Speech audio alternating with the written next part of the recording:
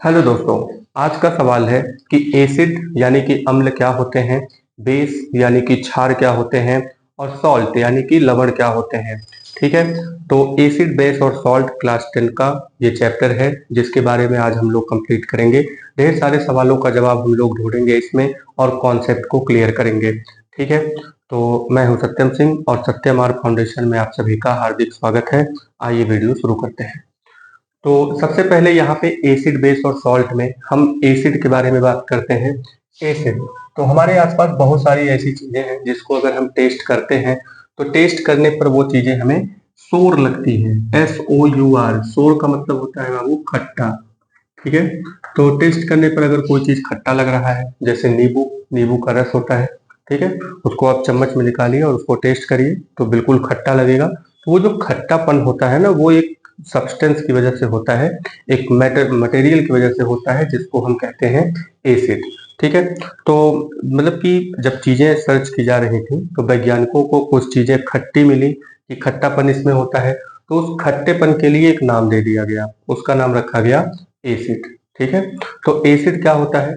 Acid, these are substances which have sour taste. तो एक जानकारी यहाँ पे आप देंगे कि एसिड में क्या होता है बाबू। एसिड में होता है सोर टेस्ट। सोर का मतलब होता है खट्टापन, यानी कि कोई भी चीज अगर खट्टापन उसमें है तो उसको आप कहेंगे कि वो एसिड है, वहां पे एसिड है। ठीक है, आप चीजों को टेस्ट करिए, टेस्ट करने पर अगर उसमें खट्टापन आ रहा है तो उसको आप कहेंगे कि इसमें एसिड है। ठीक है, दूसरे नंबर पे आते हैं। एसिड जो होता है वो बड़ा ही खतरनाक होता है। एसिड क्या होता है? खतरनाक है। ठीक है, तो एसिड से हाथ वगैरह जल सकते हैं, एसिड से है ना बहुत सारी चीजें साफ वगैरह जो गंदगी होती है उसको साफ किया जाता है। तो एसिड खतरा है, खतरे की निशानी होती है रेड, लाल। ठीक है, तो एसिड खतरनाक होता है। एसिड यहाँ पे हम क्या याद रखेंगे कि जब हम ब्लू लिटमस पेपर लेते हैं, ब्लू लिटमस, लिटमस क्या होता है? लिटमस सोल्यूशन क्या है? ये एक तरीके का इंडिकेटर है, एक तरह का सोल्यूशन है जो हमें ये बताता है कि कोई सोल्यूशन एसिड है या बेस है। तो कैसे पता लगाएंगे इसमें? एसिड अगर होता है तो वो क्या करता है, ब्लू लिटमस को, ब्लू लिटमस सोल्यूशन को रेड कर देता है। तो एसिड भी खतरनाक है और रेड कलर भी खतरे की निशानी है। तो एसिड क्या काम करता है? एसिड ब्लू लिटमस सोल्यूशन को रेड में कन्वर्ट कर देता है। ठीक है, तो दो पॉइंट हो गया। पहला कि ये बहुत ही खट्टा होता है, यानी कि सोर टेस्ट होता है, और ब्लू लिटमस सोल्यूशन को ये रेड कलर में कन्वर्ट कर देता है। तो ये जो एसिड होते हैं, यानी कि जो इसका सोर टेस्ट होता है, ये किस वजह से होता है? तो ये होता है हाइड्रोजन आयन की वजह से। यानी कि जब भी एसिड को, यानी कि लिक्विड सोल्यूशन इसका जब भी बनाते हैं तो उसमें हमें क्या मिलता है? Hydrogen ion. यानी अगर आपसे एसिड बात बोला जा रहा है, जैसे कि एसिडिक सोल्यूशन के बारे में अगर बोला जा रहा है, तो क्या दिमाग में लगाएंगे कि एसिडिक सोल्यूशन का मतलब हुआ कि उसमें हाइड्रोजन आयन भरे पड़े हैं। जैसे एक एग्जाम्पल के तौर पे मान लीजिए कि ये कोई कंटेनर है। ठीक है, इसमें पानी भरा हुआ है कुछ इस तरीके से। ठीक है, अब इसमें आपने डाल दिया एसिड। तो एसिड डालने पर होता क्या है कि यहाँ पे ढेर सारे जो है हाइड्रोजन आयन आ जाते हैं। ठीक है, तो ये इमेजिनेशन आप तुरंत करेंगे जैसे ही एसिडिक सोल्यूशन बोला जाएगा ना बाबू। एसिडिक सोल्यूशन जैसे ही बोला जाएगा वैसे ही तुरंत आप यहाँ पे हाइड्रोजन आयन की भरमार कर देंगे। ठीक है, एक कंटेनर बनाएंगे, मतलब माइंड में एक कंटेनर बनाएंगे और उस कंटेनर में हाइड्रोजन आयन पूरा भर देंगे और फिर कहेंगे कि ये एसिडिक सोल्यूशन है। ठीक है, जितना ज्यादा हाइड्रोजन आयन होगा सोल्यूशन में, वो सोल्यूशन उतना ही ज्यादा एसिडिक होगा, यानी कि अम्लीय होगा। ठीक है, नेक्स्ट नंबर पे आते हैं। ये जो टर्म एसिड है ना बाबू, ये जो टर्म एसिड है, ये एसिड टर्म आया है एसिडस से। कहाँ से निकल के आया है? एसिडस। एसिड, एसिडस टर्म से निकल के आया है, एसिडस, एसिडस।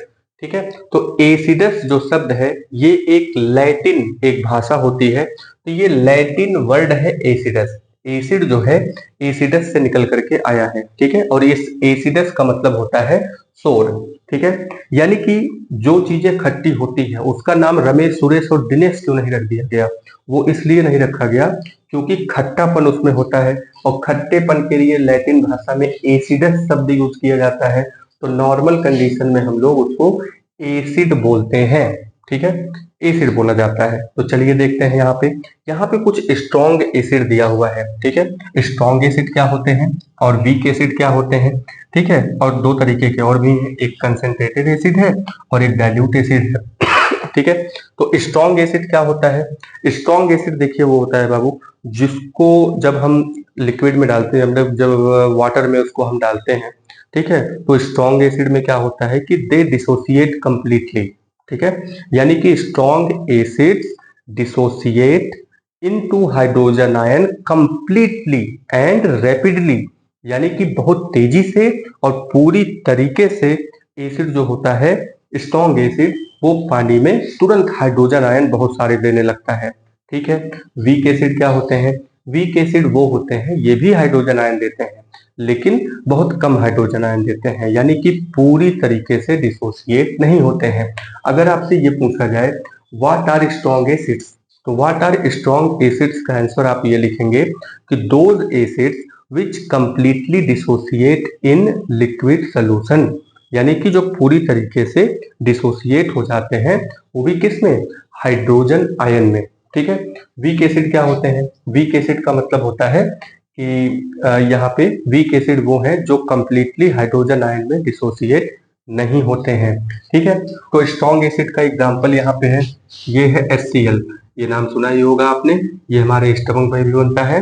ठीक है, स्टमक में HCl एसिड बनता है और ये एसिड बड़ा खतरनाक भी होता है। ठीक है, आप सोचिए जो लोग मीट वगैरह खाते हैं तो कहीं ना कहीं छोटा मोटा टुकड़ा जो है वो हड्डियों का भी बॉडी में चला जाता है, यानी कि स्टमक में चला जाता है, वो भी HCl जो होता है उसको भी गला करके सब खत्म कर देता है। ठीक है, इसके बाद आते हैं H2SO4, क्या नाम है इसका, H2SO4, यानी कि ये क्या है, सल्फ्यूरिक एसिड। HCl क्या होता है, हाइड्रोक्लोरिक एसिड। H से हाइड्रोजन हुआ, Cl से क्लोरीन हुआ, तो दोनों को मिला के क्या बन गया, हाइड्रोक्लोरिक एसिड। ठीक है, अब ये H2 है, डाई हाइड्रोजन है और ये सल्फेट आयन है। ठीक है, तो डाई हाइड्रोजन सल्फेट बोलिए या फिर इसको सल्फ्यूरिक एसिड बोलते हैं। क्या बोलेंगे, सल्फ्यूरिक एसिड। ठीक है, और यहाँ पे HNO3 है, H हाइड्रोजन है और ये नाइट्रेट आयन है, तो ये हो जाता है नाइट्रिक आयन है, तो ये हो जाता है यहाँ पे नाइट्रिक एसिड। क्या बन जाता है यहाँ पे, नाइट्रिक एसिड, नाइट्रिक एसिड। ठीक है, तो ये एसिड हो गया, यहाँ पे सल्फ्यूरिक एसिड हो गया, ये हाइड्रोक्लोरिक एसिड हो गया। तो ये जो होते हैं ये स्ट्रॉन्ग एसिड होते हैं, यानी कि पानी में जैसे ही आप डालेंगे तुरंत ये डिसोसिएट हो जाते हैं। इसी तरीके से यहाँ पे वीक एसिड के बारे में बात करें तो वीक एसिड में यहाँ पे CH3COOH है। ठीक है, CH3COOH, ठीक है, मेथनोइक एसिड। तो यहाँ पे CH3COOH, ये यहाँ पे हो गया वीक एसिड। इसके बाद आता है ऑक्जेलिक एसिड, इसके बाद आता है लैक्टिक एसिड। ऑक्जेलिक एसिड पेड़ वगैरह में पाया जाता है। ठीक है, इसी तरीके से लैक्टिक एसिड कहाँ पाया जाता है, लैक्टिक एसिड पाया जाता है दूध में। लैक्टिक एसिड कहाँ मिलेगा बाबू, लैक्टिक एसिड मिलता है मिल्क में, दूध में। ठीक है, तो ये सब बहुत ही वीक एसिड होते हैं। वीक एसिड का मतलब कि ये डिसोसिएट होते तो हैं लेकिन पूरी तरीके से ये डिसोसिएट नहीं होते हैं। ठीक है, तो नेक्स्ट नंबर पे आते हैं। नेक्स्ट नंबर पे आता है कंसेंट्रेटेड एसिड। कंसेंट्रेटेड को हिंदी में सांद्र बोलते हैं। ठीक है, सांद्र का मतलब होता है गाढ़ा। गाढ़ेपन से कुछ आप ऐसे अंदाजा लगाएंगे कि जैसे जैसे यहाँ पे एक कंटेनर है, इस कंटेनर में हाइड्रोजन भरे हुए हैं। ठीक है, अब कोई दूसरा कंटेनर है, दूसरे कंटेनर में अब यहाँ पे जैसे हाइड्रोजन भरा हुआ है, यानी कि एसिड जो है ज्यादा मात्रा में है और वाटर यहाँ पे कम मात्रा में है। ठीक है, एसिड ज्यादा हो यानी कि कंसेंट्रेशन का मतलब गाढ़ापन, तो किसका गाढ़ापन, एसिड का। एसिड ज्यादा हो वाटर कम हो, एसिड ज्यादा हो वाटर कम हो, तो वो कंसेंट्रेटेड है। डाइल्यूट का मतलब क्या हुआ, जैसे मान लीजिए आपके पास एक एसिड है जो बहुत ही कंसेंट्रेटेड है, आपको उसे डाइल्यूट बनाना है, तो डाइल्यूट बनाने के लिए आप उसमें वाटर मिक्स कर देंगे। ठीक है, वैसे एसिड में वाटर मिक्स नहीं करते हैं, वाटर में एसिड मिक्स करते हैं, नहीं तो प्रॉब्लम हो जाती है। कहने का मतलब ये हुआ कि अगर आपके पास कोई सोल्यूशन है, एसिडिक सोल्यूशन है, तो उसमें वाटर का कंटेंट अगर आप बढ़ा देते हैं तो एसिड जो होता है पर यूनिट वॉल्यूम जो है उसमें एसिड की प्रॉपर्टी कम हो जाती है, इसी को हम कहते हैं डाइल्यूट एसिड। ठीक है, तो कंसेंट्रेटेड एसिड और डाइल्यूट एसिड। तो कंसेंट्रेटेड एसिड क्या होता है, having more amount of acid, यानी कि कंसेंट्रेटेड एसिड में ज्यादा एसिड होता है और लेस अमाउंट ऑफ वाटर होता है। यानी कि एक कंटेनर है जिसमें एसिड ज्यादा है पानी कम है, ठीक है, तो उसे कंसेंट्रेटेड बोलेंगे। डाइल्यूट एसिड इसी का उल्टा होता है, having less amount of acid, यानी कि एसिड की मात्रा कम होती है, अमाउंट ऑफ एसिड लेस होता है और वाटर का अमाउंट ज्यादा होता है, यानी पानी ज्यादा होता है और एसिड यहाँ पे कम होता है। ठीक है, तो एसिड के बारे में इतनी जानकारी थी जो आपको क्लास 10th लेवल पे रखनी है। ठीक है, तो इतनी जानकारी यहाँ पे है कि एसिड क्या है, एक बार फिर से देखते हैं। एसिड क्या है, सोर टेस्ट होता है, लिटमस पेपर को रेड कर देता है, मतलब लिटमस सोल्यूशन को रेड कर देता है, लिक्विड सोल्यूशन में हाइड्रोजन आयन देता है और एसिड टर्म आया है एसिडस से। इसके बाद स्ट्रॉन्ग एसिड है जिसमें Cl H2SO4 और HNO3, यानी कि हाइड्रोक्लोरिक एसिड, सल्फ्यूरिक एसिड और नाइट्रिक एसिड, ये सब मिल करके स्ट्रॉन्ग एसिड बनाते हैं। इसके बाद वीक एसिड में आते हैं। वीक एसिड जो होता है CH3COOH, ऑक्जेलिक एसिड और एसिटिक एसिड। ठीक है, लैक्टिक एसिड। लैक्टिक एसिड जो होता है वो यहाँ पे वीक एसिड है। कंसेंट्रेटेड एसिड क्या होते हैं, कंसेंट्रेटेड एसिड वो होते हैं जिसमें having more amount of acid और लेस अमाउंट ऑफ वाटर, यानी कि एसिड ज्यादा हो वाटर कम हो। और डाइल्यूट एसिड क्या होते हैं, डाइल्यूटेड एसिड वो होते हैं जिसमें एसिड कम मात्रा में हो और पानी ज्यादा मात्रा में हो। ठीक है, यानी कि वाटर कंटेंट जो है वो ज्यादा हो और एसिड कम हो तो उसको हम डाइल्यूट एसिड बोलते हैं। ठीक है, नेक्स्ट नंबर पे आते हैं। इसके बाद आता है बेस, अगले नंबर पे बेस।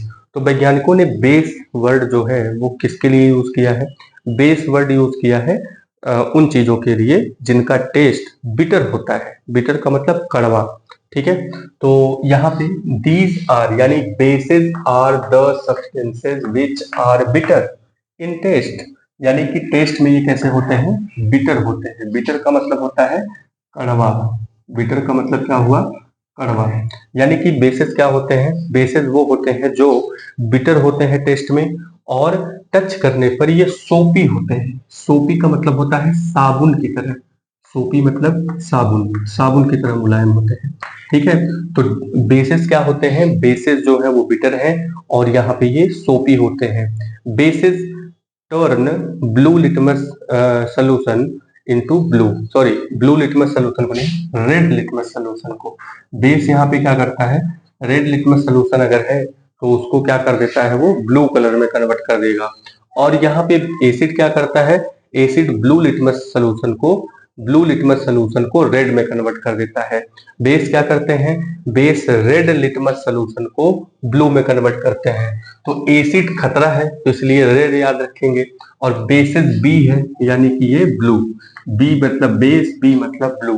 तो ये लिटमस सोल्यूशन को क्या करेगा, लिटमस सोल्यूशन को ये क्या करेगा, लिटमस सोल्यूशन को ब्लू में कन्वर्ट कर देता है, यानी कि बी से बेसिस, बी से ब्लू, बी से बेसिस, बी से ब्लू। ठीक है, ब्लू मतलब नीला कलर। आगे बढ़ते हैं। तो बेसिस जो होते हैं ये क्या काम करते हैं, बेसिस एक चीज और भी करते हैं। अच्छा, ये बेस का जो बेसिसिटी है, यानी कि इसका जो क्षारत्व है एक तरीके से, अगर हाँ, इसका जो क्षारत्व है वो किस वजह से होता है, यानी बेसिसिटी जो होता है वो किस वजह से होता है। तो बेस जो होते हैं ना वो हाइड्रोक्साइड आयन यहाँ पे देते हैं, यानी कि जब इनका एक्वस सोल्यूशन बनाया जाता है।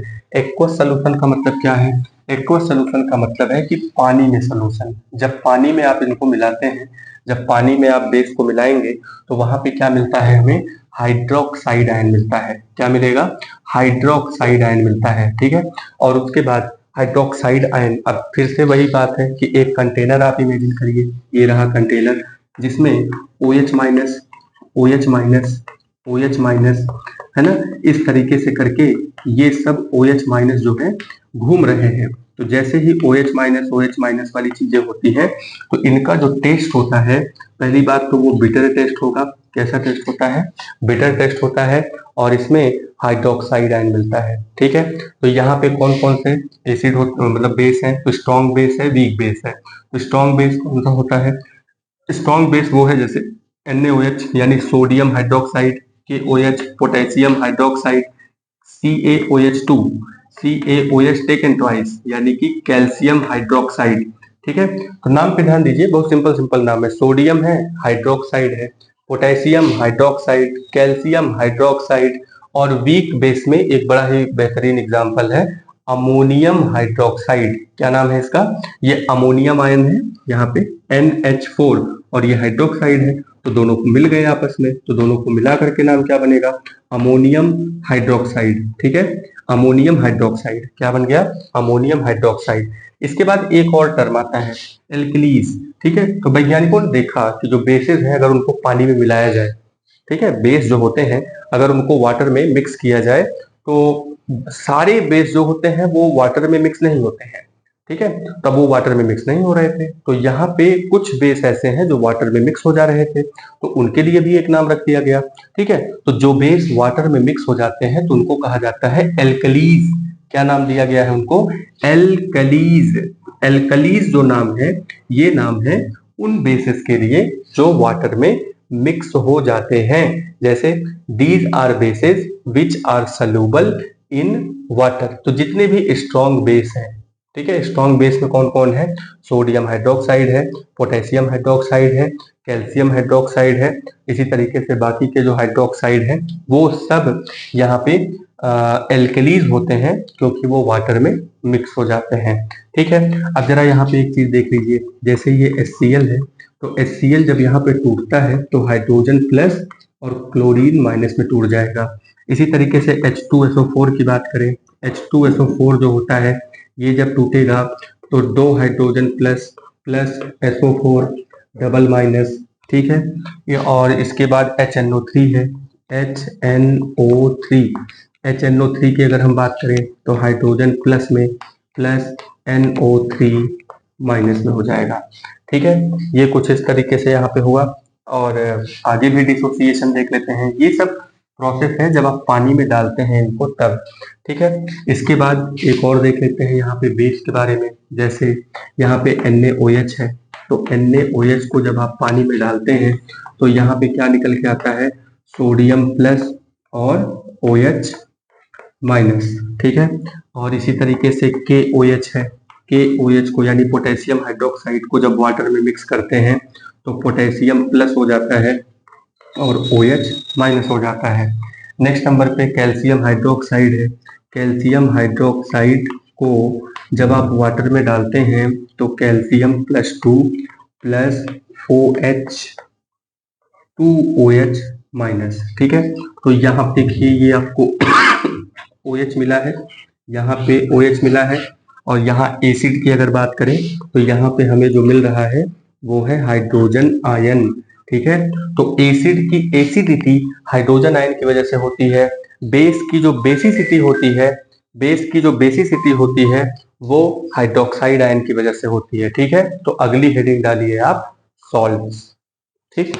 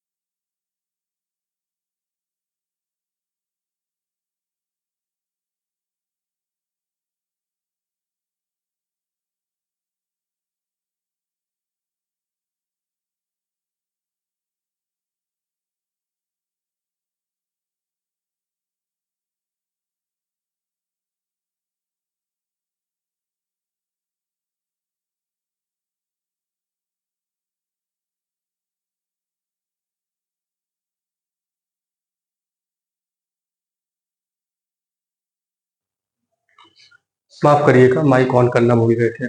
चलिए नेक्स्ट नंबर पे आते हैं। नेक्स्ट हेडिंग डालेंगे यहाँ पे सॉल्ट के बारे में। सॉल्ट क्या होते हैं?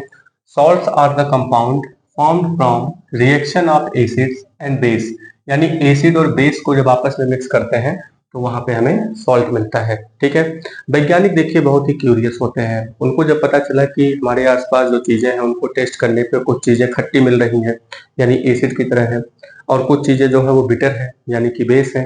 तो क्या होगा जब हम एसिड और बेस को आपस में मिलाते हैं, तो एसिड और बेस को हम आपस में जब मिलाएंगे तो हमें क्या मिलता है, सॉल्ट। क्या मिल जाता है, सॉल्ट यानी कि नमक। ठीक है, तो एसिड और बेस जो है वो फ्री स्टेट में बड़ा कम ही होते हैं। एसिड और बेस आपस में मिलकर के सॉल्ट ज्यादा बनाते हैं। आप किसी भी चीज को टेस्ट करिए वो नमकीन सा दिखेगा। जैसे ये चौक है, अगर इसको टेस्ट करें तो ये भी लगभग नमकीन सा ही जैसा लगता है। ठीक है, कोई और भी चीज है, जैसे आप अपने डेस्क बेंच को टेस्ट करिए, अपनी बुक को टेस्ट करिए, कॉपी को टेस्ट करिए, पेंसिल को टेस्ट करिए, है ना, तो हल्का हल्का वो उसमें नमक टाइप की चीजें उसमें आपको लगेंगी ही कहीं कहीं न कहीं से। ठीक है, तो सॉल्ट जो होता है वो अगर देखा जाए तो लगभग बहुत ज्यादा पाया जाता है। ठीक है, कोई भी चीज को आप टेस्ट करेंगे तो वो सॉल्टी ही लगेगा। तो ये सॉल्ट बनता कैसे है, जैसा कि यहाँ पे अभी बताया गया कि वैज्ञानिकों ने एसिड को और बेस को आपस में मिला दिया और कहा कि सॉल्ट बन गया।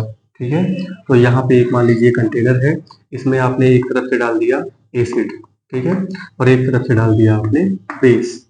ठीक है, तो यहाँ पे क्या बनेगा, यहाँ ये दोनों मिल करके आपस में क्या बना दिए, यहाँ पे बना दिया सॉल्ट। ठीक है, तो चलिए रिएक्शन देख लेते हैं, क्या रिएक्शन निकल करके आएगा। मान लीजिए कि आपने ले लिया यहाँ पे सोडियम हाइड्रोक्साइड, ये है बेस, और आपने एक ले लिया यहाँ पे एसिड, एसिड हो गया HCl। ठीक है, तो जब यहाँ पे बेस ले लिया आपने, बेस और एसिड आपने ले लिया, तो यहाँ पे क्या बना, देखिए सब आयन के फॉर्म में आ जाएंगे। तो सोडियम जो है वो क्लोरीन के साथ ऐड हो जाएगा, हाइड्रोजन वाटर के साथ ऐड हो जाएगा, तो यहाँ पे क्या बनेगा, NaCl प्लस H2O। ठीक है, तो यहाँ देखिए ये जो NaCl है ये नमक है, और नमक तो आपको पता ही है कि किस तरीके का होता है। नमक का टेस्ट कैसा होता है, नमकीन, है ना, सॉल्ट की तरह होता है। सॉल्ट तो है ही ये, है ना, नमक यही है। चलिए नेक्स्ट नंबर पे आते हैं। जैसे मान लीजिए पोटेशियम हाइड्रोक्साइड आपने ले लिया और इसके साथ आपने डाल दिया H2SO4, यानी कि एक एसिड आपने मिला दिया। तो जैसे ही आप यहाँ पे एसिड मिलाएंगे तो क्या होगा, पोटेशियम अपने आयन के फॉर्म में आएगा, हाइड्रोक्साइड अपने आयन के फॉर्म में आएगा, इधर से हाइड्रोजन आया, उधर से सल्फेट आया। तो ये सब क्या होते हैं कि ये जो पोटेशियम होता है वो सल्फेट के साथ, और ये हाइड्रोजन जो होता है वो OH के साथ। तो यहाँ पे क्या बन गया, पोटेशियम हाइड्रोक्साइड प्लस, और यहाँ पे हो गया H2O। ठीक है, तो ये इतनी सारी चीजें यहाँ पे बन जाती हैं। तो ये जो पोटेशियम हाइड्रोक्साइड है ये भी एक सॉल्ट है। तो क्या लिखेंगे यहाँ पे, ये सॉल्ट है। तो सॉल्ट कैसे बनता है, सॉल्ट यहाँ पे बनता है जब हम एसिड और बेस को मिलाते हैं। तो एसिड और बेस को जब हम आपस में मिलाते हैं तो क्या बन जाता है बाबू, एसिड और बेस को आपस में मिलाते हैं तो हमें मिलता है सॉल्ट। ठीक है, तो हमें एक चीज यहाँ पे ये भी ध्यान रखना है कि एसिड और बेस को मिलाने पर जो सॉल्ट बनता है इसी को हम लोग न्यूट्रलाइजेशन रिएक्शन भी कहते हैं। क्या कहते हैं इसको, न्यूट्रलाइजेशन, न्यूट्रलाइजेशन रिएक्शन। ठीक है, अब ये न्यूट्रलाइजेशन रिएक्शन क्या होता है, न्यूट्रलाइजेशन रिएक्शन क्या होता है बाबू, न्यूट्रलाइजेशन रिएक्शन का मतलब यही होता है कि जब हम एसिड में जब हम बेस को मिलाते हैं तो हमें सॉल्ट प्लस वाटर मिलता है। क्या मिल जाता है, सॉल्ट और वाटर। एसिड और बेस को जब हम आपस में मिलाते हैं तो हमें क्या मिलता है, सॉल्ट और वाटर। ठीक है, यही होता है न्यूट्रलाइजेशन रिएक्शन। ठीक है, जैसे मान लीजिए कहीं पे आपको एसिड, जैसे कि चोट लग गई मान लीजिए, जैसे मान लीजिए किसी कीड़े ने काट लिया और जलन बहुत ज्यादा हो रही है, जैसे चींटी ने काट लिया या कोई भी इस तरीके का जानवर है जिसने काट लिया, तो वहां पे हम लोग क्या लगाते हैं, कोई बेस लगाते हैं। ठीक है, कोई बेस वहां पे लगाएंगे तो वो धीरे अच्छा महसूस होता है। जैसे मान लीजिए पेट में एसिडिटी हो गई तो क्या पीते हैं, इनो। इनो में क्या होता है, बेस। ठीक है, तो एसिड आपकी बॉडी में जो एसिड बना है उससे एसिडिटी हो गई है, यानी वो गैस जो बनता है उससे एसिडिटी हो गई, आपने बेस पिया, इनो पी लिया आपने। तो इनो जैसे ही पीते हैं तो वहां पे क्या हो जाता है, इनो जैसे ही पीते हैं तो एसिड और बेस मिलकर के वो सॉल्ट बना देता है, यानी एसिड की जो एसिडिटी होती है वो खत्म हो जाती है। ठीक है, तो एसिड अगर कहीं पे है तो वहां बेस मिला दो, बेस मिला देंगे तो क्या हो जाएगा, बेस मिलाएंगे तो उसकी एसिडिटी धीरे धीरे खत्म हो जाएगी। इसी तरीके से दूध को ज्यादा देर तक, मतलब कि ज्यादा देर तक प्रिजर्व रखने के लिए क्या करते हैं, उसमें उसमें एंटी एसिड मिलाते हैं, एंटेसिड, एंटेसिड बोलते हैं उसको। ठीक है, तो क्या होता है कि उसमें एंटेसिड मिला देते हैं तो जो दूध है वो बहुत देर से खराब होता है, क्योंकि जब वो धीरे धीरे एसिडिटी उसमें आने लगती है तो वो दही में कन्वर्ट होने लगता है, कर्ड में कन्वर्ट होने लगता है। तो क्या होता है उसमें कि जब एंटी एसिड या एंट एसिड मिला देते हैं उसमें, तो क्या होता है कि उसका एसिडिटी जो होता है वो दरअसल बेस होता है। तो बेस में क्या होता है कि एसिडिटी को खत्म करने लगता है वो।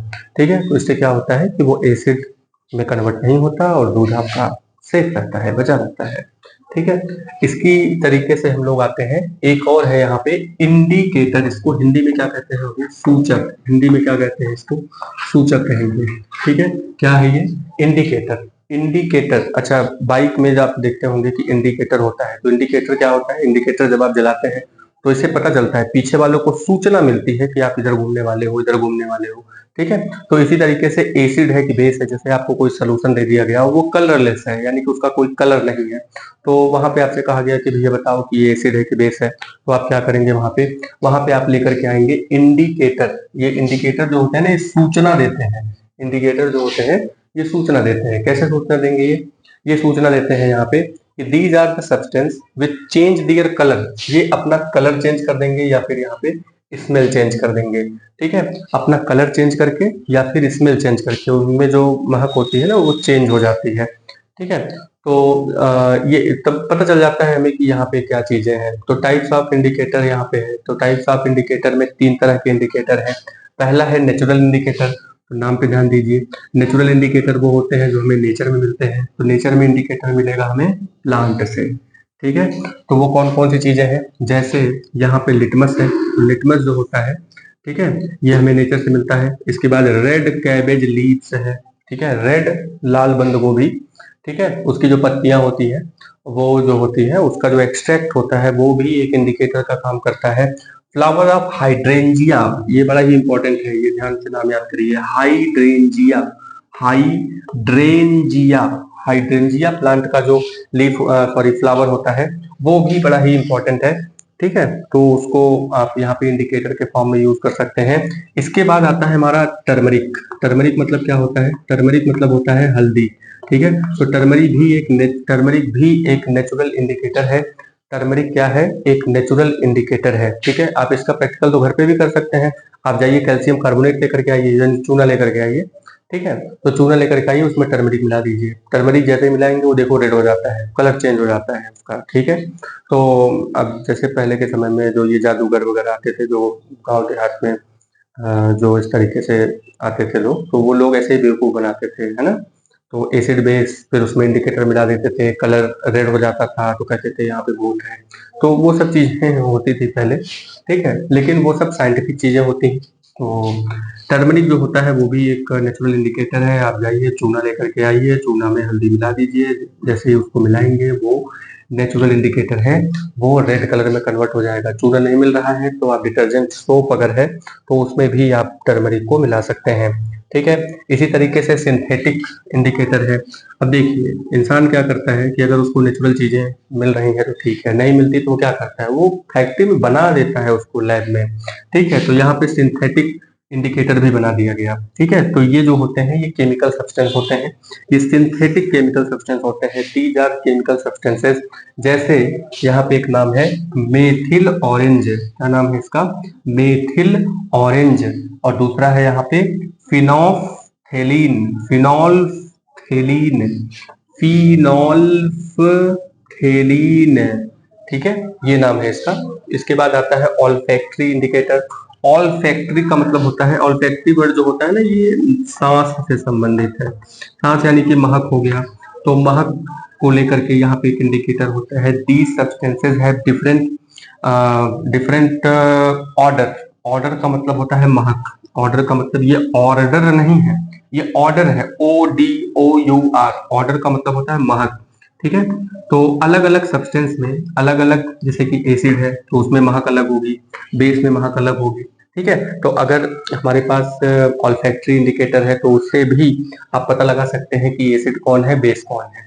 इसी तरीके से यहाँ पे जो इंडिकेटर होते हैं वो सूचक होते हैं। सूचक सूचना देता है, यानी कि इंफॉर्मेशन देता है हमें, इंडिकेट करता है। क्या इंडिकेट करता है कि कोई सब्सटेंस अगर दिया हुआ है तो वो एसिड है कि बेस है कि सॉल्ट है, ठीक है, वो हमें इंडिकेट करता है। तो कैसे इंडिकेट करता है? 3 तरीके हैं, 3 तरीके के यहाँ पे इंडिकेटर है। एक नेचुरल इंडिकेटर है, एक सिंथेटिक इंडिकेटर है, और तीसरा है ऑल्फैक्टरी इंडिकेटर। ऑल्फैक्टरी इंडिकेटर यानी कि सांस से संबंधित है, यानी महक जो होती है उससे रिलेटेड है ये यहाँ पे। तो नेचुरल इंडिकेटर नेचर से मिलता है, सिंथेटिक इंडिकेटर हम लोग सिंथेसाइज करते हैं यानी कि ये केमिकल सब्सटेंस है, ऑल्फैक्टरी इंडिकेटर ये भी एक तरीके से नेचुरल ही होता है। ठीक है, तो इसमें कौन कौन सी चीजें आ जाती हैं? वनीला इसेंस, वनीला इसेंस जो होता है ये एक ऑल्फैक्टरी इंडिकेटर है। प्याज आपका एक ऑल्फैक्टरी इंडिकेटर है। और क्लोव ऑयल जो होता है यानी कि जो लौंग होता है, लौंग का जो तेल है वो भी एक ऑल्फैक्टरी इंडिकेटर होता है। ठीक है, तो यहाँ पे हम लोगों ने देखा एसिड के बारे में, बेस के बारे में और सॉल्ट के बारे में। इसके बाद हम लोग इंडिकेटर के बारे में देख रहे हैं। अगले पार्ट में हम लोग इंडिकेटर के बारे में थोड़ी सी और जानकारी लेंगे। उसके बाद हम लोग एसिड, बेस और सॉल्ट के केमिकल प्रॉपर्टीज क्या होते हैं उसके बारे में स्टडी करेंगे। बोर्ड एग्जाम में जितनी चीजें आनी है, ठीक है, ठीक उसी चीज पे फोकस किया जा रहा है। ठीक है, तो आप इसको नोट करते चलिए, बिल्कुल ये नोट्स है तो उसको नोट करते चलिए और इसको अच्छे से समझते चलिए, कॉन्सेप्ट को क्लियर करते चलिए। ठीक है, बहुत सारी बातें आपको एक्स्ट्रा में भी बताई गई हैं तो उसको बहुत अच्छे से समझते चलिए, क्योंकि जो क्वेश्चन आपसे पूछे जाएंगे वो थोड़ा सा होता तो यही है, कॉन्सेप्ट यही होता है, लेकिन थोड़ा सा उसको टच करते हुए हट के पूछा जाता है। तो उसको ध्यान रखिएगा, कॉन्सेप्ट को क्लियर करते चलिए। ये नाम बिल्कुल अच्छे से याद करते हुए चलिए, नाम कई बार लिखिए। मेथिल ऑरेंज, फिनोल्फ्थलीन, उसके बाद फिर हाइड्रेंजिया प्लांट हो गया, कैबेज, रेड कैबेज लीव्स है, लिटमस है, टर्मरिक है, ये सब कुछ नाम है, इसको बिल्कुल अच्छे से याद करते हुए चलेंगे। वनीला एसेंस है, ऑनियन है, क्लोव ऑयल है। ठीक है, न्यूट्रलाइजेशन रिएक्शन है, 1 नंबर का तो यही पूछ लेता है। न्यूट्रलाइजेशन रिएक्शन क्या है? तो न्यूट्रलाइजेशन नाम पे ध्यान दीजिए, न्यूट्रल कर देना। न्यूट्रल का मतलब ना तो एसिड रहे ना तो बेस रहे। ठीक है, तो जब भी आप एसिड और बेस को मिलाते हो तो ना तो वो एसिड रह जाता है ना तो बेस रह जाता है, तो वो क्या बन जाता है? सॉल्ट। ठीक है, तो यही कहानी है एसिड, बेस और सॉल्ट की, चैप्टर 2 साइंस, क्लास 10। ठीक है, तो उम्मीद करते हैं कि आज का वीडियो आपको पसंद आया होगा। लाइक करिए, सब्सक्राइब करिए, दूसरों से भी सब्सक्राइब करवाइए, वीडियो पे बने रहिए, कुछ ना कुछ आप सीख के ही जाएंगे। तब तक के लिए जय हिंद।